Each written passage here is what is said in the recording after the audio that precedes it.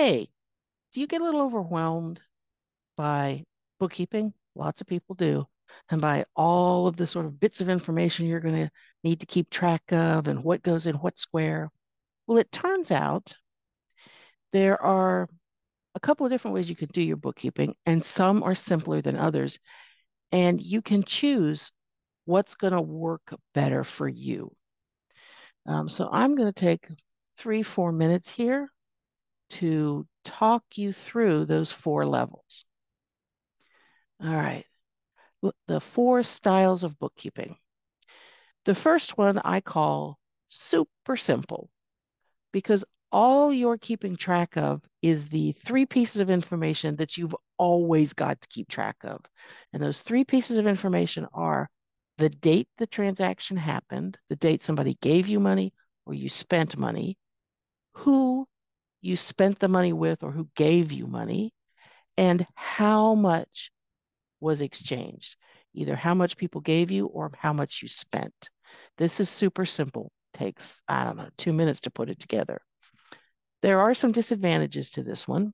And one of them is that when you do your annual taxes, you are expected to break out your expenses by category, and you're also expected to break out your tips. If you've only got a few clients in a week or a month, maybe doing this once at the end of the year is worth it to you. If you've got more than that, that could be a lot of work. The other disadvantage is good bookkeeping can be a practice management tool. That is, it can help you understand where your money's coming from and where it's going. If you really want to stay on top of your expenses, you need more information about your expenses. But if you don't want to do that, super simple may be the way to go. The next one I call modest and complete, where you're keeping track of the information, but you're doing two things. You're adding two things to it. One, you've broken out your tips. So you can see that Tracy Trapezius and Daniel Deltoid both paid you $95 for a massage and tipped you. You're breaking out your expenses by category. You'll have lots more categories than this, but this would all was all that would fit on the slide. So you spent $51 at Massage Warehouse. You spent $11.39 in mileage. The other thing you're adding to this is a notes field for each transaction. Whoopsie. Whoops. Pardon me. Goofed that up. Sorry about that. You're adding a notes field, which tells you, especially for your expenses, this is important, how you spent the money. Now, here it can be helpful because you can say, oh, Tracy had a 1 hour massage, Daniel had a 1 hour massage. You can keep track of that if you want to. But more importantly, it tells you things like, oh, I bought a gallon of massage oil, or oh, I went to that continuing ed course and it was 17 miles. Because I don't know about you, but I'm not going to be able to remember that from one day to the next. So that's helpful when I'm looking through how am I spending money and where's my money coming from. More importantly, if you are audited and they are looking at, say, your bookkeeping from 3 years ago, and they go, oh, what's this mileage charge for? Without a notes field, the odds are very, very good that you are not going to remember where you went on the 18th of January that you had this mileage charge for.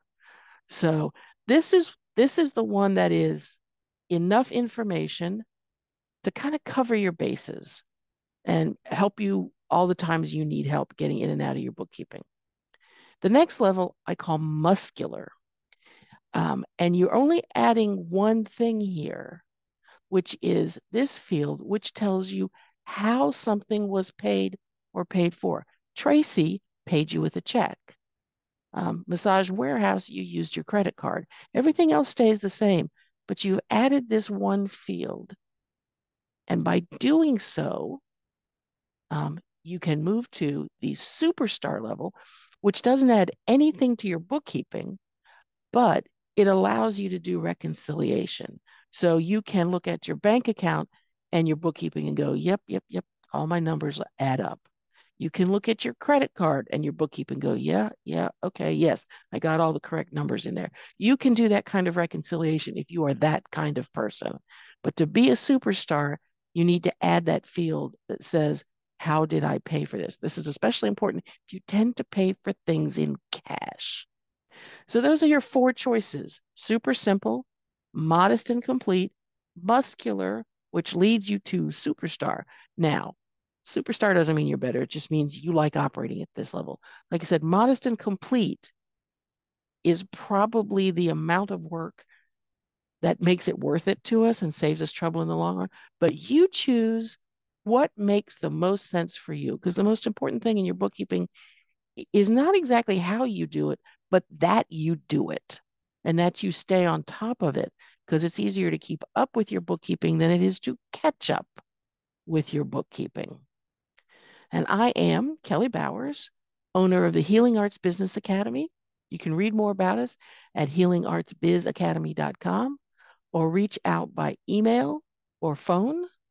And you can find me on Instagram, Facebook, and YouTube. Take good care of yourself and keep up with that bookkeeping.